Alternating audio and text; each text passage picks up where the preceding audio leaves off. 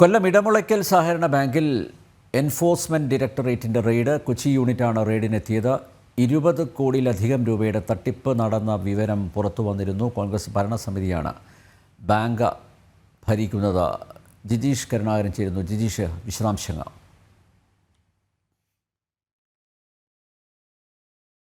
Bank തട്ടിപ്പിന്റെ വിവരങ്ങൾ കൂടിയാണ് പുറത്തു വരുന്നത്. അതനുസരിച്ചാണ് എൻഫോഴ്സ്മെന്റ് ഡയറക്ടറേറ്റിന്റെ വ്യാപകമായ റെയ്ഡ് ഇടമുളയ്ക്കൽ സർവീസ് സഹകരണ ബാങ്കുമായി ബന്ധപ്പെട്ട് ഇപ്പോഴും തുടരുകയും ചെയ്യുന്നത്. കൊച്ചിയിൽ നിന്നുള്ള യൂണിറ്റാണ് അവിടെ എത്തി ഇപ്പോൾ പരിശോധനകൾക്ക് നേതൃത്വം നൽകുന്നത്. കോൺഗ്രസ് ഭരണസമിതിയുള്ള ഒരു ബാങ്കാണ് ഇടമുളയ്ക്കൽ സർവീസ് സഹകരണ ബാങ്ക്.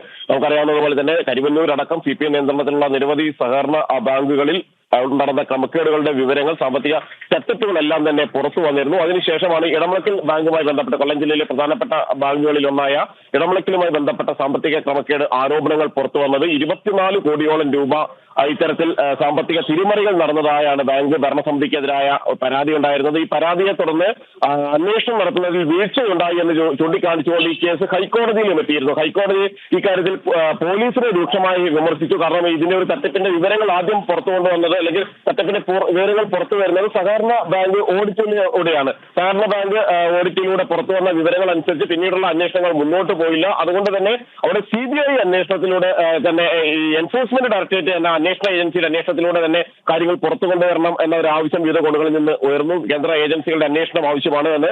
അങ്ങനെയാണ് എൻഫോഴ്സ്മെന്റ് ഡയറക്ടറേറ്റ് ഏജൻസികളുടെ അന്വേഷണം ആവശ്യമാണ് എന്ന്.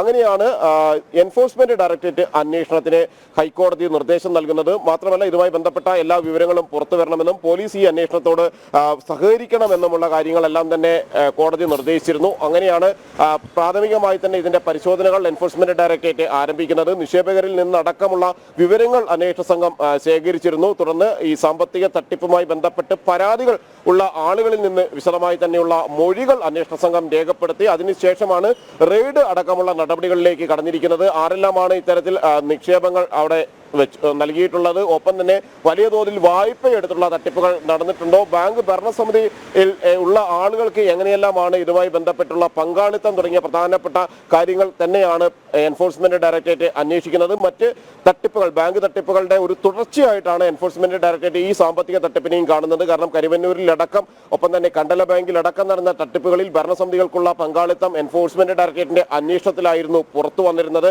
അവിടെയും കൃത്യമായി താല്പര്യമുള്ള ആളുകൾക്ക് അവർക്ക് വായ്പകൾ നൽകുന്നതിന് വേണ്ടിയുള്ള ഇടപെടലുകൾ നടന്നിരുന്നു. അങ്ങനെ കോടിക്കണക്കിന് രൂപ വായ്പ എടുത്ത ശേഷം തിരിച്ചടവില്ലാതെ, തിരിച്ചടവ് മുടക്കിക്കൊണ്ട് ബാങ്കിനെ കബളിപ്പിക്കുന്ന ഒരു രീതിയായിരുന്നു അനുവർത്തിച്ചിരുന്നത് എങ്കിൽ അതിന് സമാനമായി തന്നെയാണ് ഇവിടെയും ബാങ്ക് തട്ടിപ്പ് നടന്നിരിക്കുന്നത് എന്നാണ് പ്രാഥമികമായി തന്നെയുള്ള അന്വേഷണത്തിൽ വ്യക്തമായിരിക്കുന്നത്. അങ്ങനെ നിരവധി രേഖകളുടെ പരിശോധനകൾ പൂർത്തിയാക്കിയ ശേഷമാണ് ഇപ്പോൾ എൻഫോഴ്സ്മെന്റ് ഡയറക്ടറേറ്റ് റെയ്ഡ് അടക്കമുള്ള നടപടികളിലേക്ക് കടക്കുന്നത്. റെയ്ഡ് ഇപ്പോഴും പുരോഗമിക്കുകയാണ്.